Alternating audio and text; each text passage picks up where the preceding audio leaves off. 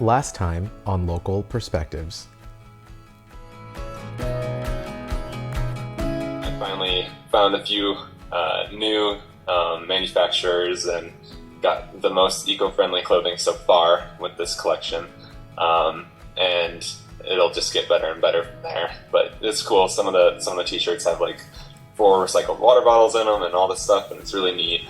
And on top of that, they're my favorite clothing items yet. They're really soft and heavyweight and super neat.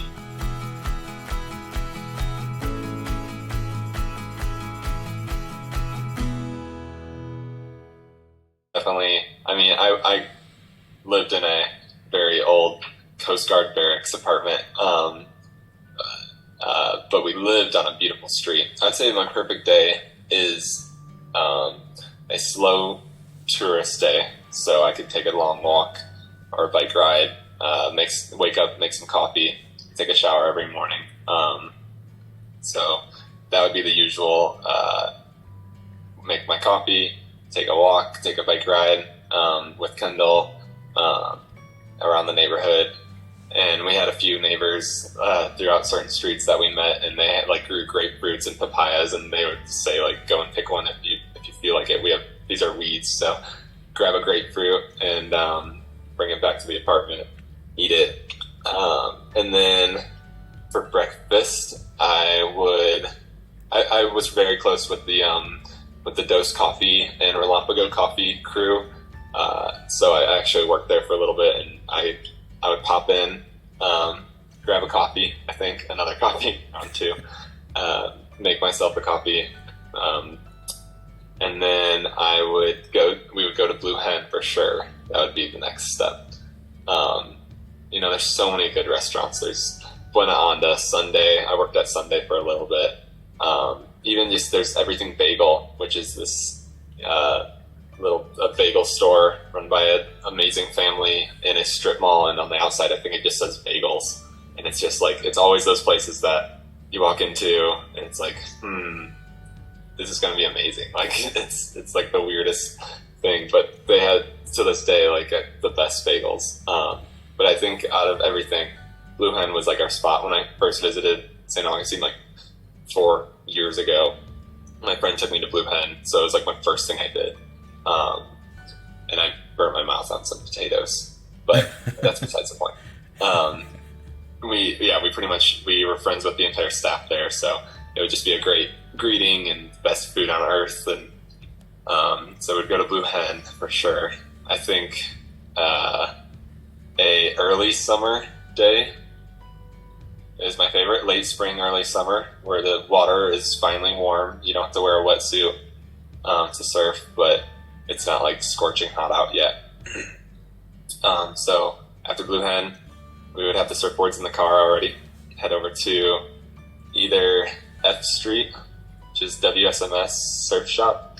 You can park there and just walk across and surf, or Alana, but probably F Street, because the people that are hanging out there are great people, and the waves typically are better. But good waves for me, which means 2 to 3 feet, tiny little dudes that are just perfect. They're the most fun. I'm still learning. But a great day of surf, and then out of nowhere it starts raining, but no lightning, and there's like a random rainbow and dolphins next to you. I've had that happen like 3 times, and it's like I'm like, oh, I'm so okay with dying right now, because it's like the best feeling on earth. Like I'm getting goosebumps thinking about it. Yeah, but when it's like pouring rain and you're sitting on your surfboard in the warm ocean, it's nothing beats that. So it starts raining, and then surf for 2 hours or something. Rain stops perfectly on time. We go in, head over to Island Donuts and grab a donut. Best donuts on earth, for sure. And they haven't sold out yet, and this is a perfect day, because they usually sell out like 4 hours before they close. So we'll grab a donut and an apple fritter, or pineapple fritter. And then, let me think. Since it's a slow tourist day, we say, oh, maybe we should go downtown because it's finally like slow and we can park. So we'll do a little walk around downtown just to appreciate the architecture and city and the history.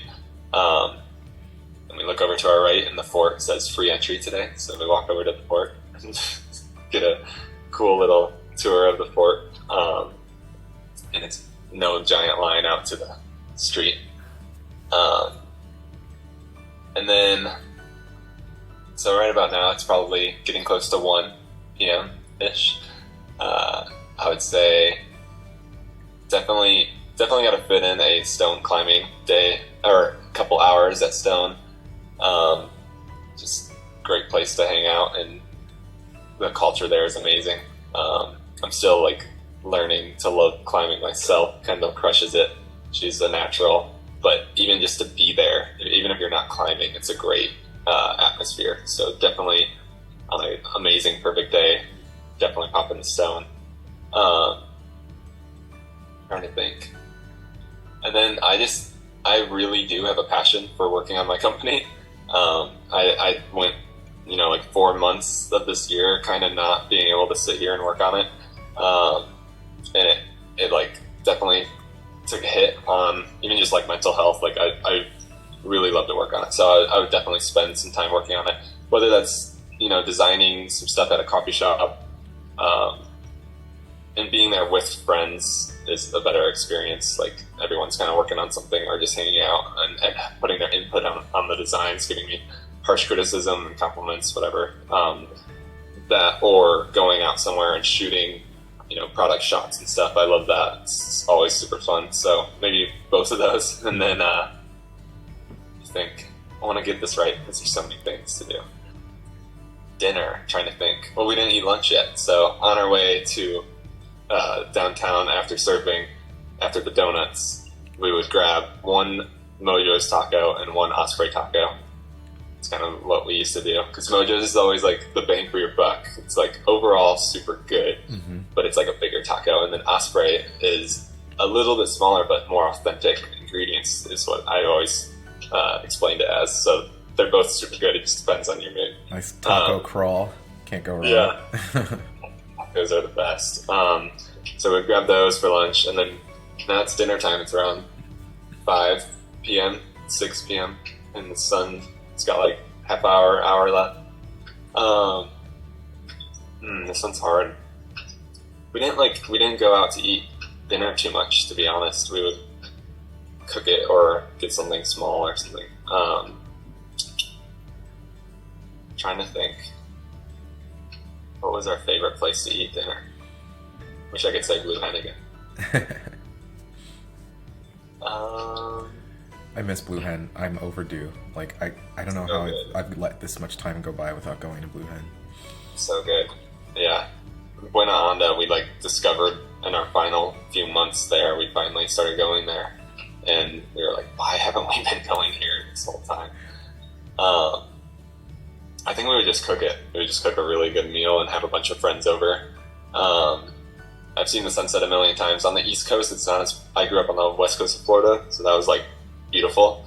I would say the sunrise is definitely more beautiful on the East Coast. So I don't think we would be out in the ocean watching the sunset. I think it would be, if we are, it'd be with a bunch of friends having a picnic type deal. Or we would just be at the apartment or at a house, just really enjoying each other's company, dancing, being goofy, eating good food, and having a few sour beers is what I've been into recently. And then right after that, we would go to the beach and do a jump in the water, run around the beach type thing, and the perfect ending to the day would be all of us camping in the car somewhere, doing a fun camping night. We used to do that a lot, and I think around late spring the weather would be perfect for that night. That's the perfect day. I love it so much. I love the detail. Your yard is perfect, where you were in those old barracks for exactly that. I immediately go back to the day you proposed to Kendall, and that was just such just like a dream.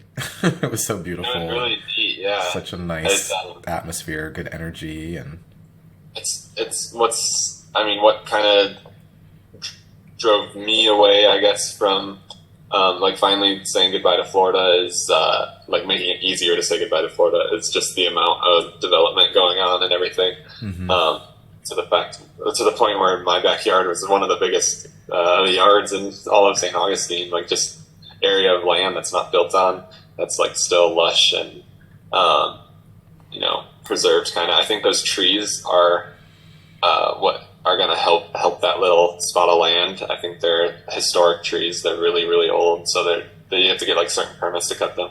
Although those two new houses on Magnolia Street, or the three new houses, you're not supposed to cut magnolia trees, and we saw them do, or not magnolia trees, those Spanish oaks, and we saw them cut a few.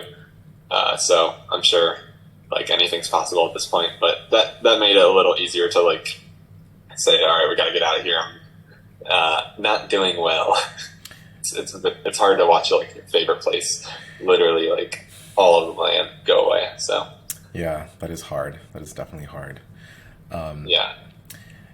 Yeah, the other thing I love so much it was the you're out on the water. The sun is at like that perfect level in the sky. There's a sun shower, rainbow, and then dolphins coming up. The euphoria, and you've experienced that 3 times.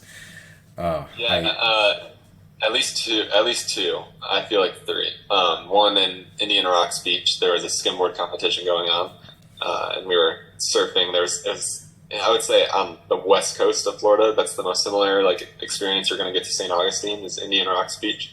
Very very cool culture over there, and you can actually surf those waves and skimboard those waves, and it's not like filled with the tourists that are in clear water and everything. But yeah, definitely there it happened. There was like lightning way out in the distance, but they were still doing their skimboard competition, and then like 50 of us on surfboards, 20 feet and more away from the skimboard competition, just watching some people surfing, but just sitting out there and getting a different perspective of the skimboarders. We had some friends entered in the competition, so it was really cool to cheer them on, but it just started pouring and there was no lightning and everyone's just out there and it's warm and just so beautiful. There's nothing that beats that. And then with our friends, I think it was Ashley and Sean, we had just kind of fairly met them.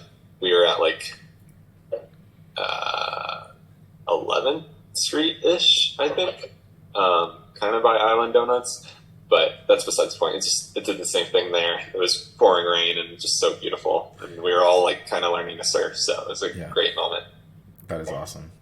And you really you nailed it. Like it was like on the money when you said that stone climbing can be such a beautiful, inviting atmosphere, even if you're not climbing. Like Exhibit A, like I have been there so many times because of you and Kendall, but I've never climbed there. I've gotten some things at Kook and did the Surf Cinema event, watched that film. I ran into one of the the leading actor, the star, at the Moonlight Market, and I was just like, hey man, fanboy, Such a great night. Like that was a great night. Yeah, I feel like I'm never gonna live in another like city that embraced the culture of their people. Just that climbing gym was packed. I'd say I don't know, less than 500, but not less than 300 people there that night. It was so busy, and just the people were amazing. No matter like what your level of, if you had just moved there and someone said like, "Hey, come to this thing," you'd feel so welcome there. And if you had lived there your whole life, you'd feel so welcome there. So yeah, if you get a chance to climb, go climb. I know they're doing a lot of deals right now, and like I have a lot of fears with climbing, and they help you with that. Just feeling really comfortable. I definitely plan to. I used to climb a good bit. I got out of it, and then I had some injuries, unfortunately, that I'm now over. So yeah, the time is now. I'll do it in your honor. I'll definitely keep you updated. Some B2s for me. Yeah. You just touched on something too that I think harmonizes with your company, with Beaten Path Co. You describe your company as a click-free outdoor clothing brand. Why do you think the click-free piece is something that's important or relevant? Yeah.